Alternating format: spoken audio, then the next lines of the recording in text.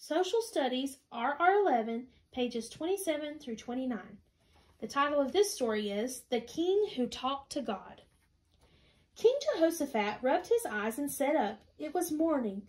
"What a wonderful day," said King Jehoshaphat as he jumped out of bed. "What a wonderful, wonderful day." He was happy. God took care of King Jehoshaphat. King Jehoshaphat had warm clothes, he had plenty of food, and a strong house. King Jehoshaphat's people were happy too. God took care of King Jehoshaphat's people. Fathers, mothers, boys, and girls had warm clothes, plenty of food, and their houses were very strong. One day, wicked men saw King Jehoshaphat. The wicked men saw the strong house. They saw the people, and they saw how everyone was happy. "Let's make King Jehoshaphat and his people sad," said the wicked men. "Let's take away their warm clothes. Let's take away their food and tear down their strong houses. We will hurt King Jehoshaphat and his people. Then they will not be happy so anymore." Trump, trump, trump. The wicked men sent mean, cruel soldiers to hurt King Jehoshaphat. The wicked men sent cruel soldiers to hurt the people. They marched past the trees, the rocks, the bushes, and grass. They marched closer and closer to King Jehoshaphat and his people. Come quickly, come to God's house," said King Jehoshaphat to his people. "Come as fast as you can." A little girl came holding tightly to her mother's hand.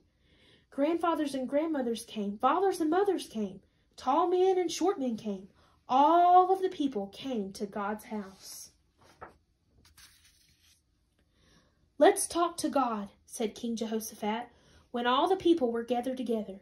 "It is God who makes us happy. God will know how to fight these cruel soldiers." King Jehoshaphat talked to God. God heard King Jehoshaphat and answered King Jehoshaphat. "Do not be afraid," said God. "Do not be afraid of the cruel soldiers who are marching closer and closer. Tomorrow, I want you and your people to march out to meet the soldiers. When you come to where the soldiers are, stand very, very still. Watch closely, and I will fight the cruel soldiers for you." Early the next morning, King Jehoshaphat and his people left their houses.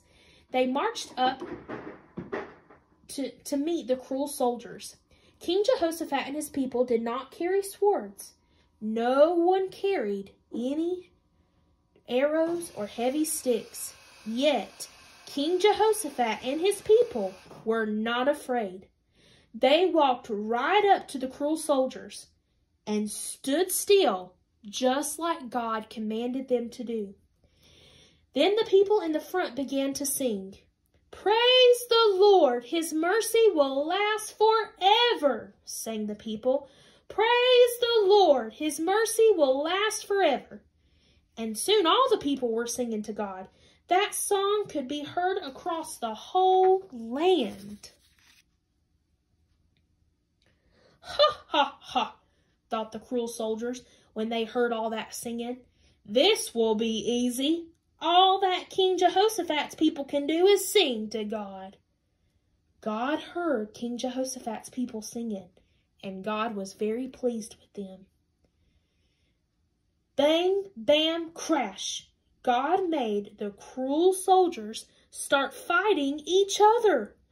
The cruel soldiers were so busy hitting each other that they did not hurt King Jehoshaphat's people.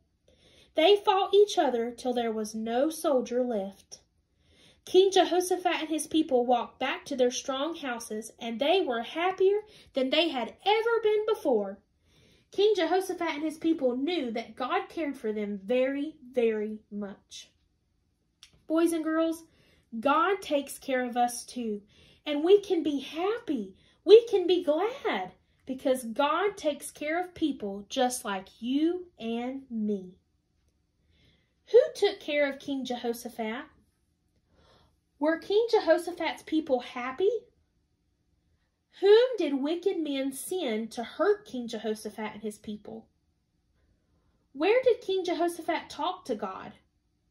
Who promised to fight the cruel soldiers?